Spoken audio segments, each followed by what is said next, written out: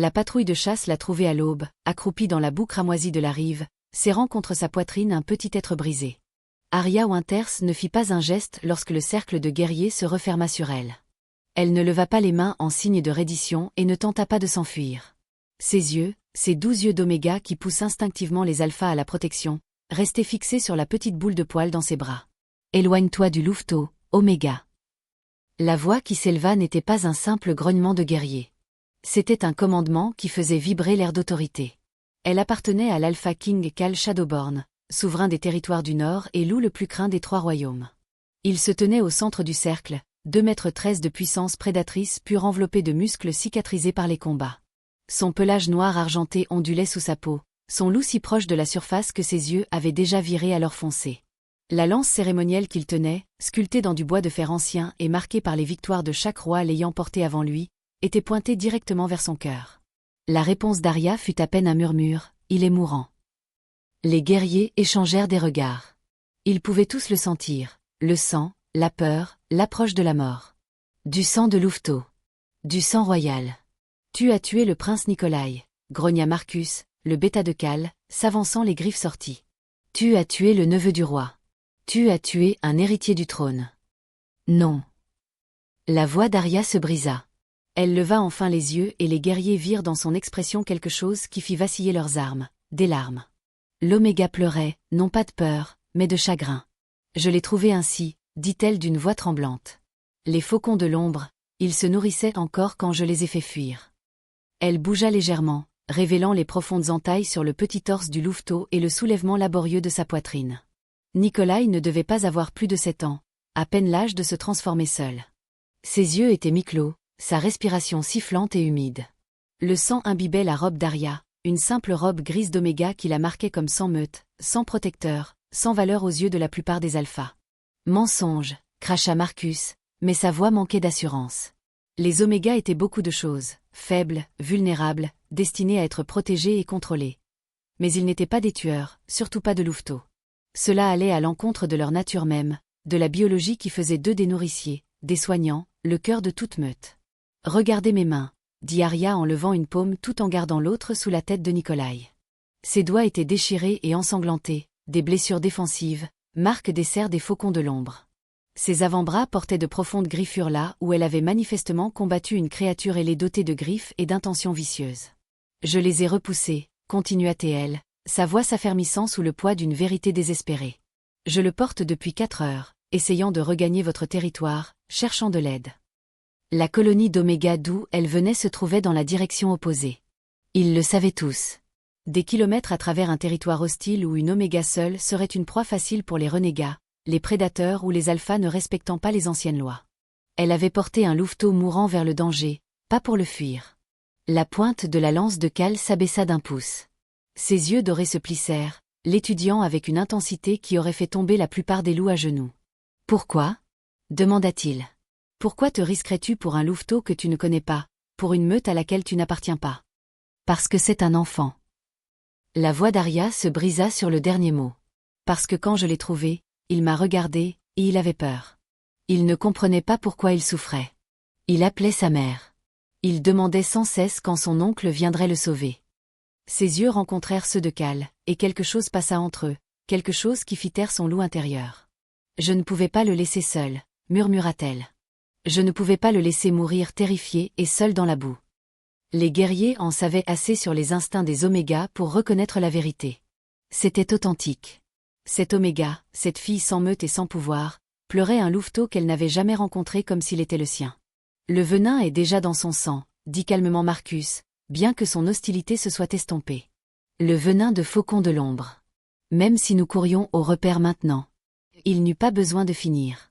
Ils savaient tous que Nikolai était condamné. Il n'avait simplement pas encore cessé de respirer. Chapitre 2, l'adieu. Arya hocha lentement la tête, de nouvelles larmes coulant sur ses joues. Elle baissa les yeux vers la petite créature brisée dans ses bras. Les yeux de Nikolai s'entr'ouvrirent, se fixant sur son visage avec la confusion sourde des mourants.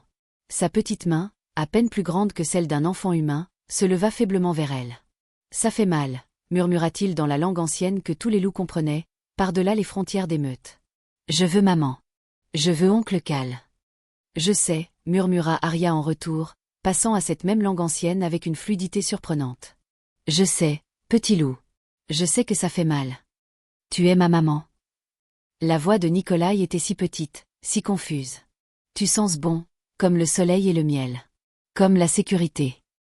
Le souffle d'Arya se coupa. Non, mon ange. Mais je suis là. Tu n'es pas seul. Je te promets que tu n'es pas seul. Tu resteras jusqu'à ce que maman vienne.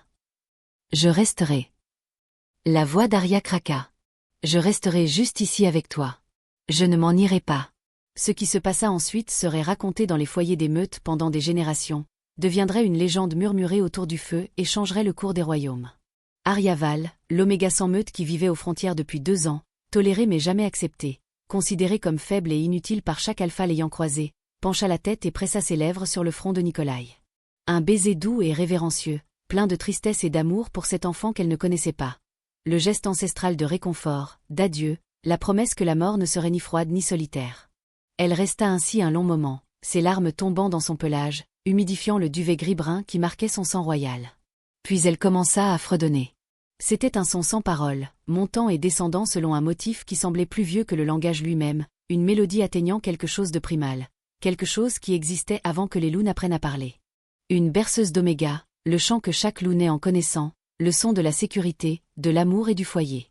Autour d'eux, les guerriers endurcis sentirent leurs yeux piquer, leurs loups gémir en reconnaissance de ce chant ancien. La respiration de Nikolai ralentit, son petit corps se détendit contre elle.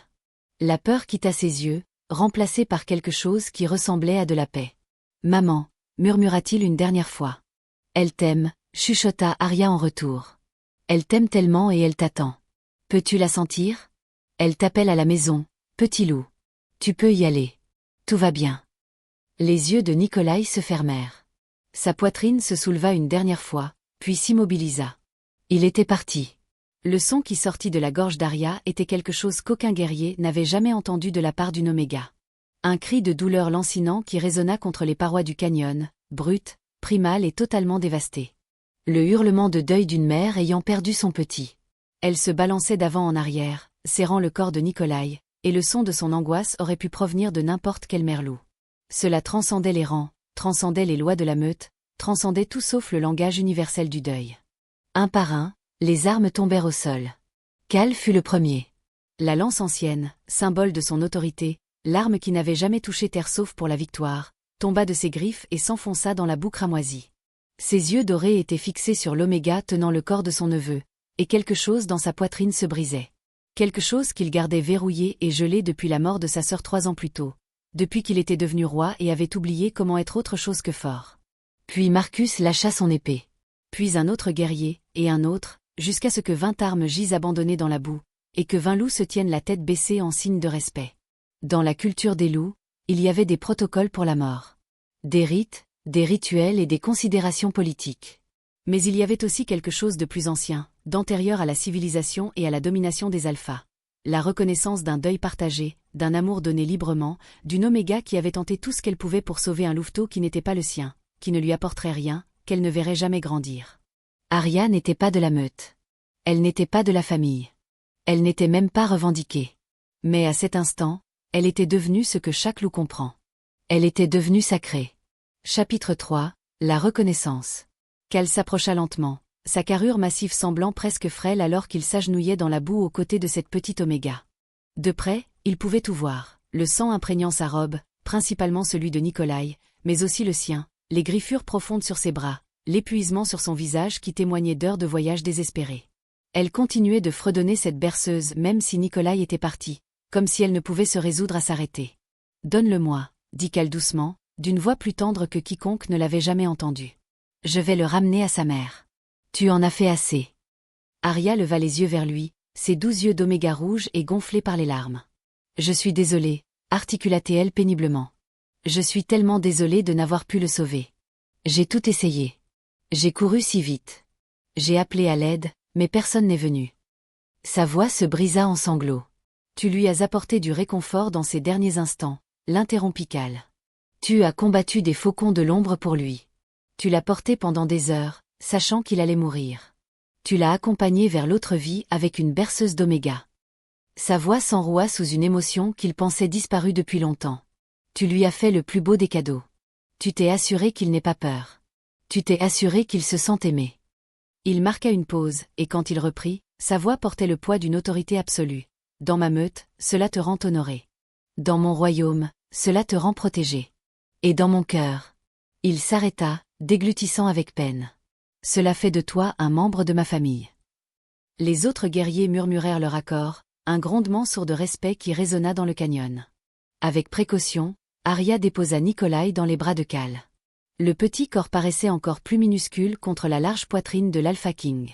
Elle se leva sur des jambes tremblantes, couvertes de boue, de sang et de larmes. « Je veux venir avec vous, dit-elle. Vers votre meute. Je dois dire à sa mère que j'ai essayé.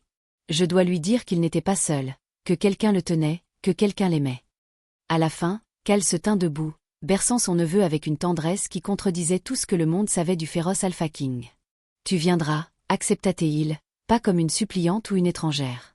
Tu viendras pour ce que tu es, l'Oméga qui a montré à mon neveu plus d'amour dans ces derniers instants que la plupart des loups n'en montrent en une vie entière. » Il se tourna vers ses guerriers. « Marcus, envoie des messagers. Dites à ma sœur que nous ramenons Nikolai. Et dites-lui. » Sa voix se brisa légèrement. « Dites-lui qu'il n'était pas seul.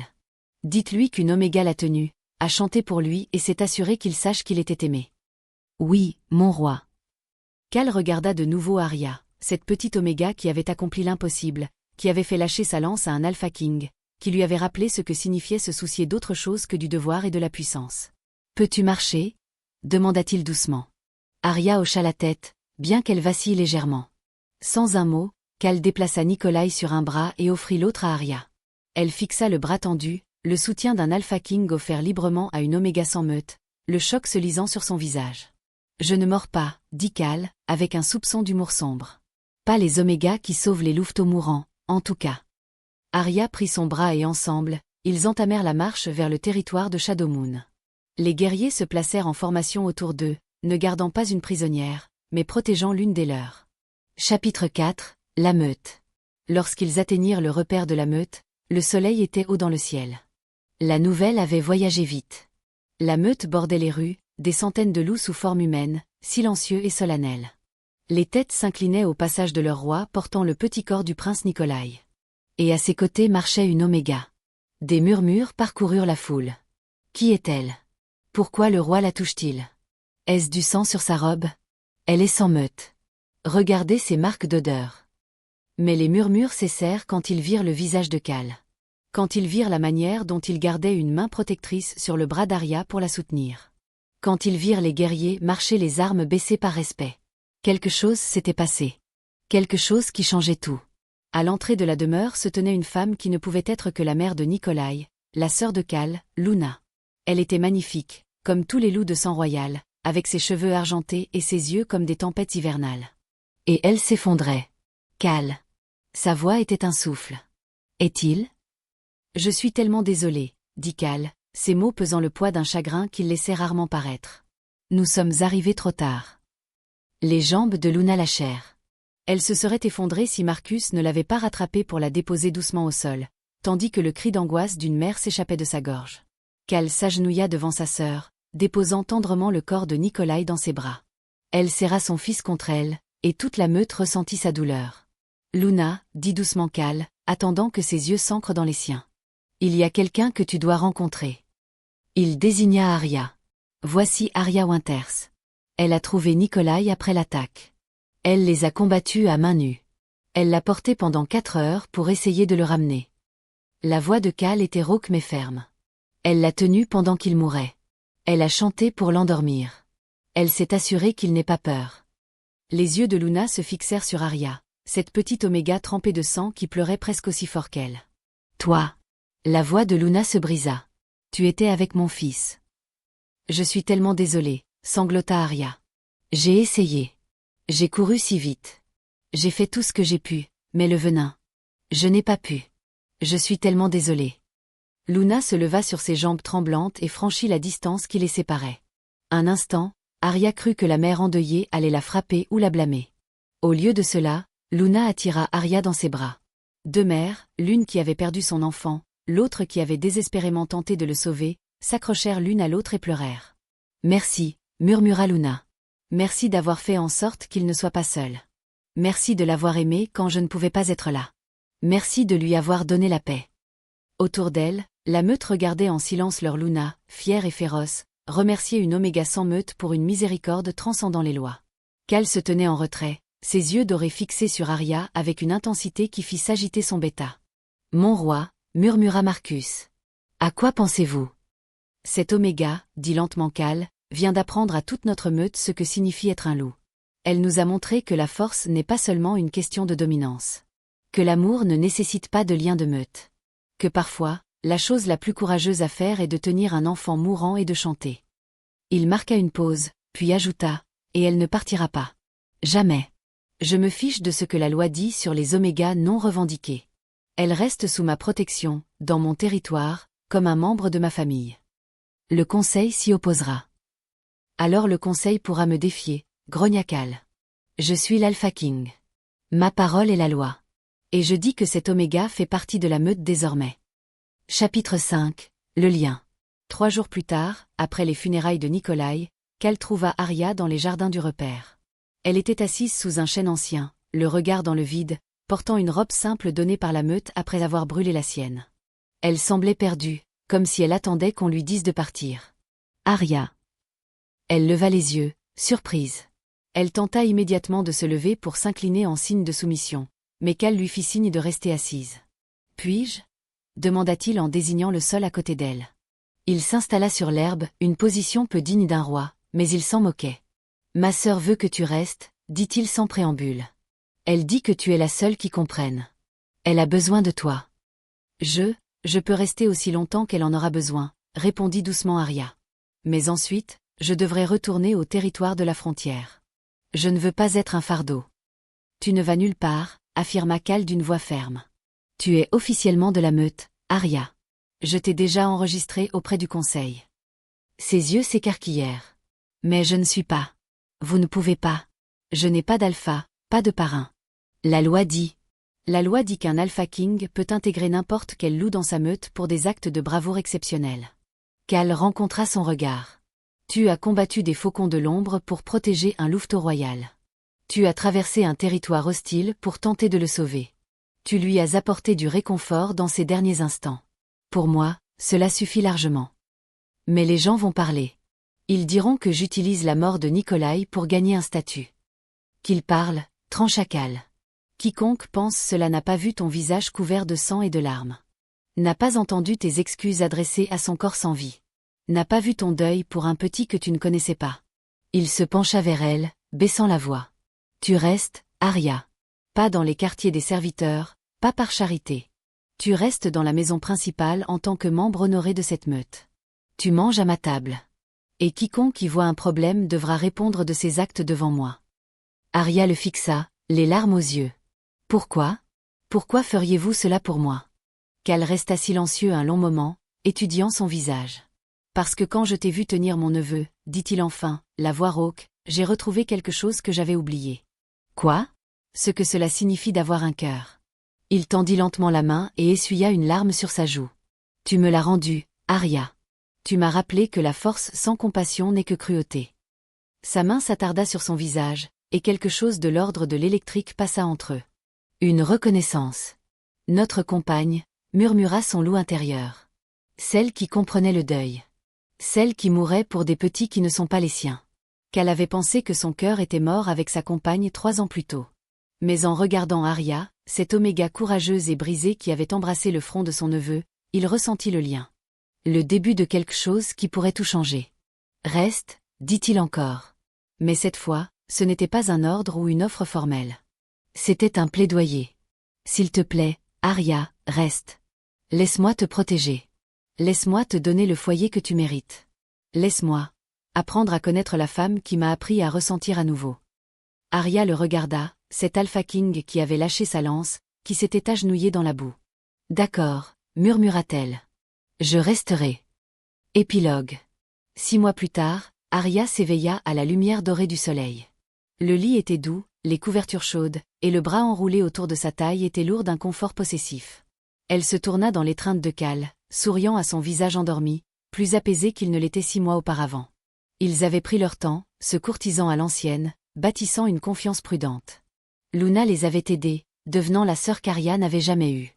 Et lentement, le lien s'était formé, non pas imposé par la biologie, mais choisi, fondé sur le respect mutuel et le souvenir partagé d'un petit louveteau qui les avait réunis. « Tu m'observes » murmura Khal, les yeux encore clos mais les lèvres esquissant un sourire. « Tu es beau quand tu dors. » Marcus dit que je suis terrifiant quand je dors parce que je grogne. Terrifiant de beauté, alors. Khal ouvrit les yeux, doré et chaleureux. Comment ai-je pu avoir autant de chance? Tu as lâché ta lance pour moi. La meilleure décision de ma vie. Il l'attira plus près, déposant un baiser sur son front, écho de ce premier baiser donné à Nikolai, mais transformé en quelque chose de nouveau, quelque chose qui leur appartenait. Dehors, la meute s'animait. Luna cuisinait. Les louveteaux jouaient. La vie continuait, portant la mémoire d'un petit prince mort trop tôt, aimé dans ses derniers instants par une Oméga. Et dans la chambre de l'Alpha King, 2 âmes qui s'étaient trouvées à travers la tragédie se tenaient serrées, choisissant chaque jour l'amour. Car parfois, la chose la plus puissante n'est ni une lance, ni une couronne, ni la dominance d'un alpha. Parfois, c'est le baiser d'une Oméga sur le front d'un petit mourant. C'est le moment où un roi se souvient comment pleurer. C'est choisir d'aimer quand le monde dit le contraire. Et cela, pensa Arya alors que Khal l'embrassait tendrement, valait plus que n'importe quel royaume.